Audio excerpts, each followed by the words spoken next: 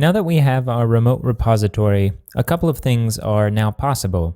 One is that we can create a backup of our entire repository on the remote repository. So if, for example, our computer explodes and we have no record of our local repository, there's an exact copy of it with the entire history on the remote repository. And we can simply clone that entire repository locally and have all of the code and all of the revisions that we had before.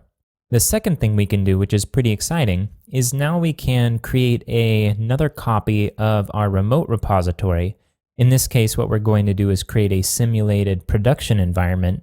And because we have our central repository now, we can push from our local repository up to the central one, and then pull from the central one into our production one. Now, one thing to point out at this point is that we're only dealing with code. We're not dealing with the database yet.